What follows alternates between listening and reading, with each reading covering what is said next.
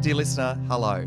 What a week, hey? It's been a week like no other that I can think of in all of my years in radio. The biggest radio news story of the week around the world has been Kyle and Jackie O.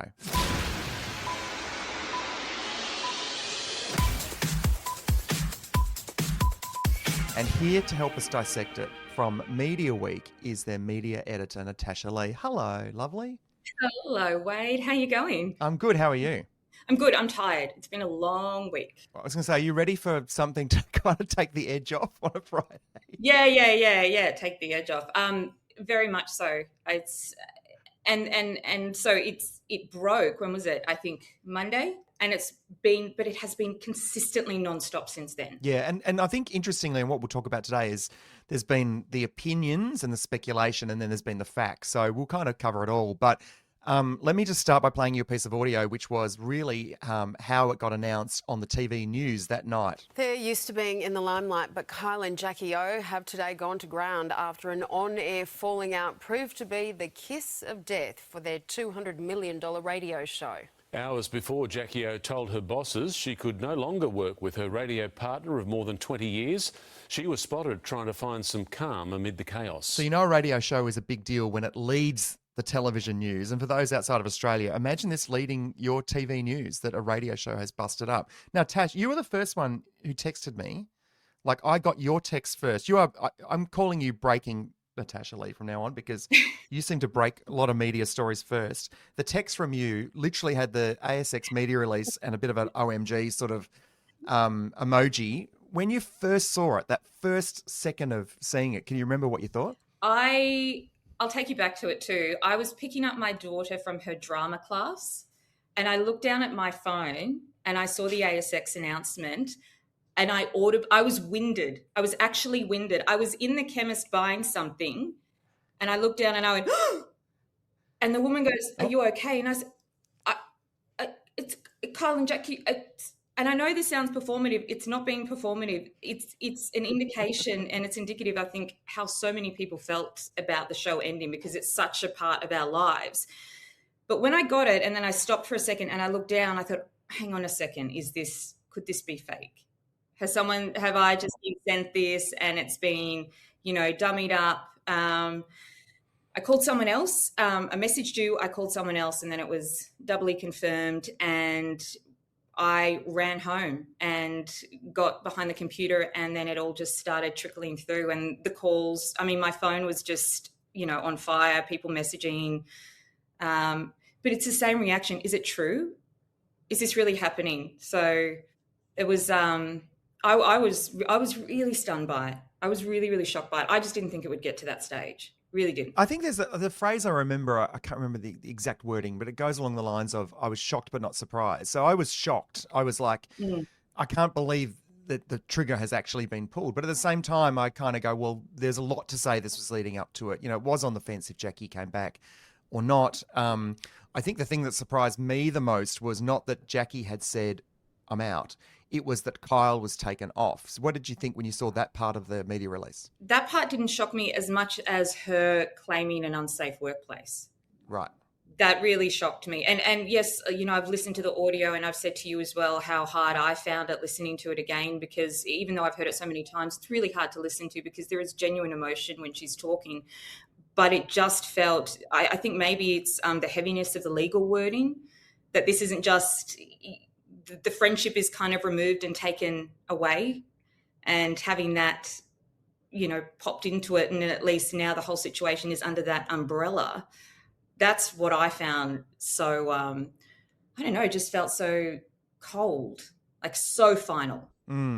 Yeah, clinical, wasn't it? It was a clinical, and it has to be. Like, for those that don't know, these things, when you're reporting to the stock exchange, you can't be emotional. You can't have flowery quotes. You just have to have statements of fact. And the statements of fact were simply that she'd advised she can't work with Kyle, therefore the contract's terminated. Kyle's been suspended and has a case to answer. So that'll all play out. And, there's a lot of people speculating around what he will or won't do. And the reality is we won't know. We won't know until we actually get told what's going on. And plenty of people kind of playing inside baseball on this, but the reality is we don't know what Jackie is going to do. She's been hunkered down. We don't know what Kyle's going to do because he's the same, and he's not actually talking to the press for the first time in history, I think. I saw an article Carl Sandilands breaks his silence, and he basically said to the reporter, "I can't talk, mate." That drives me crazy when I see those. It's clickbait in the most sort of obscene form. We get it, like he can't talk. He hasn't broken his silence, please.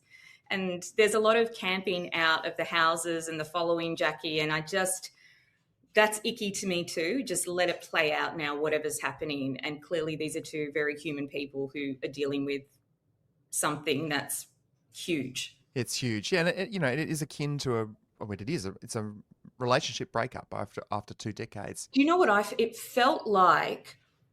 And you can laugh at me if you want. This does sound overly dramatic. And I'm not prone to being overly dramatic, Wade, but it felt I know. It felt almost like when the Queen died. Ah, okay, yeah, I know what you mean. The reason is because it was this constant in my life. I don't remember a time when I wasn't listening to Kyle and Jackie O, where even the Hot 30, I remember calling up for prizes for Kyle and Jack on the Hot 30, and then hearing them on Today. And, I worked there when they were on Today and then at ARN. So for them not to be anymore, it's like, this is just, it's a bit jarring. And I think, one of the things that has been spoken about during the week is all about them. Like, it's all about them and what they're going to do next. But there's a couple of missing pieces here. One is the advertisers. There are people who pay money to advertise on Sydney's #1 FM breakfast show to reach over 700,000 people a week right now, and they don't have an answer.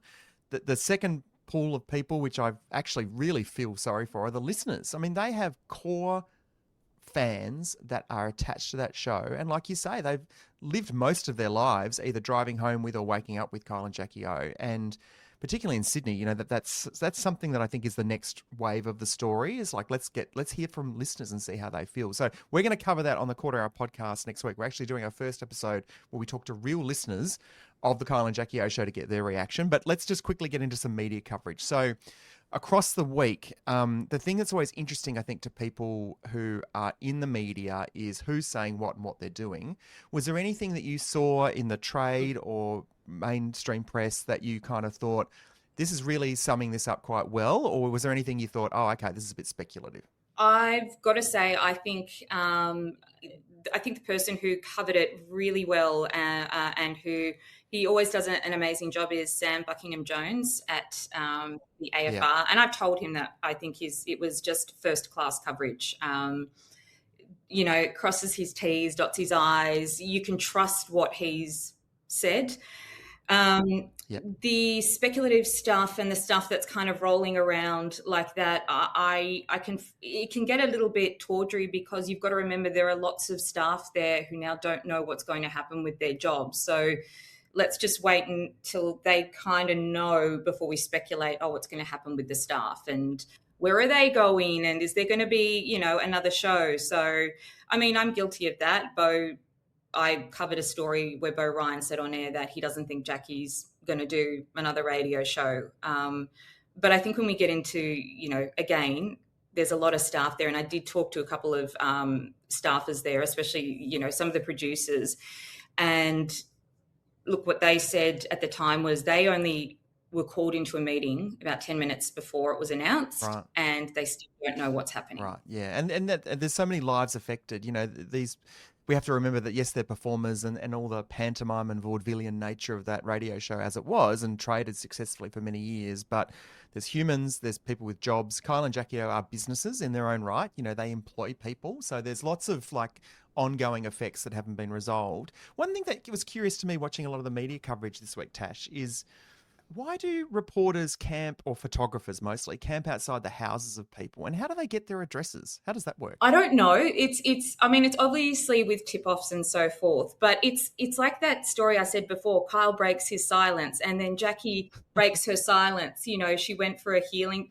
Of course she went for a healing session. After she announced it, of course she went for a healing session at Newtown. Of course. And the only reason I know that is I recognised it. But, what do you think they're going to say? They're not going to say anything. And they always just say, I can't talk right now, or I can't say this. And the headline is break silence. That irks me to tears. I cannot stand when they do that. But the camping outside is also just, what photo do you think you're going to get? They know you're out there. They'll go out the back entrance. They're not going to go out that way too. And what are they going to say to you? They've got lawyers there. There's so much money. Look, I get some of the time these reporters have no choice. The editor's saying to them, you've got to go out there and you've got to do it, right? But I don't know what they're trying to get from it because, do they want them to snap and that's the photo that they want? I think, Kyle and Jack are incredibly savvy media people and the people around them are incredibly savvy. Like Bruno, he's incredibly savvy. He knows the media. He's with Kyle all the time.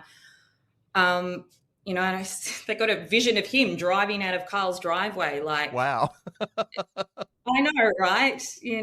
Boss, I've got a scoop. I got Bruno driving out. Also, you always end up with pictures of Uber delivery drivers. That's what I've noticed. I know, right? Poor Uber delivery drivers. Who knows? Maybe that's their 15 minutes of fame and they message their family and they're like, look at me. But maybe I find that just a bit, that's not going to change. People will click as long as that is around and the currency is there. People will always click. They'll always send them there.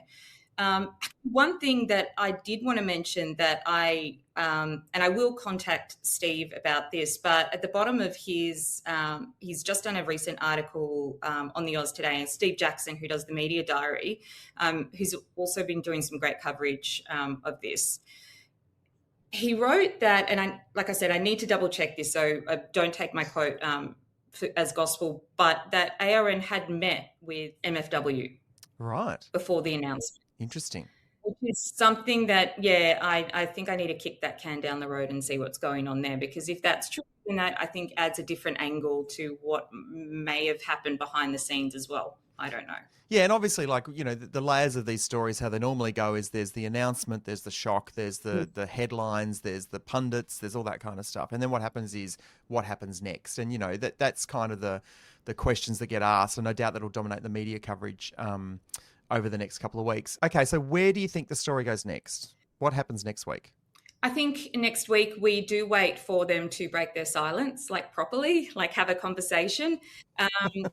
Actually break their silence. Yeah, actually talk about what they're going to do. It would be nice to hear from ARN. It would be nice to hear from Michael Stevenson, to hear from Dave Cameron, to hear from Kerry Elstub. They're in there. They acknowledge the history of the show, because something that's really, I spoke to somebody about this as well. What's really upsetting too is that this is a show with so much history and it means so much to so many people, and it's abruptly ended, right? Yep. There was no grieving period for the audience or for the fans. So usually when there's an ending of a show, there's a big lead up to it and we can all kind of grieve together. There's a collective sort of process for that.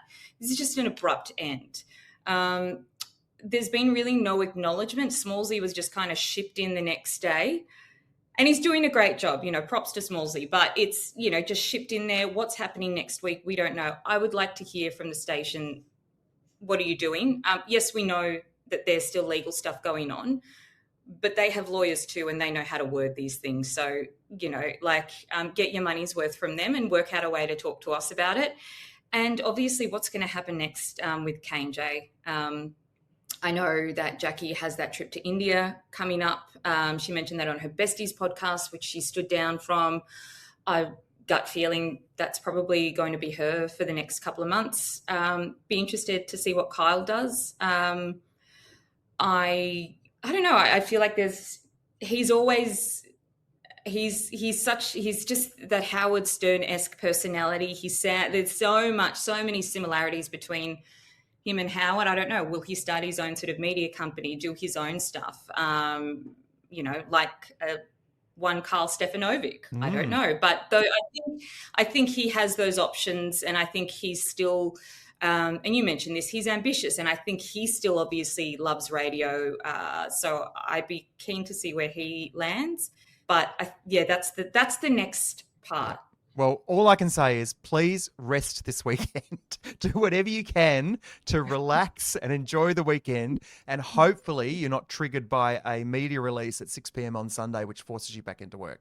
You've done it. Now you've jinxed it. You do know that's going to... Oh, sorry. You've done it. Thanks, Wade. Damn it. You've done it now. Thanks, Tash. Great to see you. See ya. Natasha Lee there, the media editor of MediaWeek. So what will next week hold? Well, none of us know. That's the most important thing. I think everyone can kind of speculate on next steps, but the reality is we don't know what's going to happen next in this story, and we wait and see. However, there is a world outside of Kyle and Jackie O. Would you believe that? There is actually other things going on in radio, in Australia, in New Zealand, in the UK, in Europe, in the US, and we're going to be covering all those as well. So next week on the pod, I promise to bring you some variety of episodes. Yes, we're going to be talking to some Kyle and Jackie O listeners about how they feel. I think that'll be really interesting to get some absolute verbatims from what would effectively be a focus group on a podcast for the first time. But also, let's take a look a little bit wider off our shores and find some things that are happening in the US and particularly in the UK, and I'll have some special guests to do that with. So, dear listener, thank you for joining me across this week. And if you're new to the pod, thank you too. You can become a P1. Go to thequarterhour.com, sign up, become a P1, and you get access to things like our live conversations in WhatsApp, which we're having on the daily at the moment. Also, I'll let you know that the Australian Audio Awards entries close today. If you're listening to this after the 6th of March, then entries have closed, but 6th of March, entries closed today, get them in. Very proud to be one of the sponsors of Australian Audio Awards, and I'll tell you more about that very soon. And Audata, who is a sponsor of our podcast now, is also a sponsor of the Australian Audio Awards. Audata are an amazing company. audata.io is the website address. Check them out and find out how they can help you communicate, monetize your audience today. Dear listener, that's been the Quarter Hour.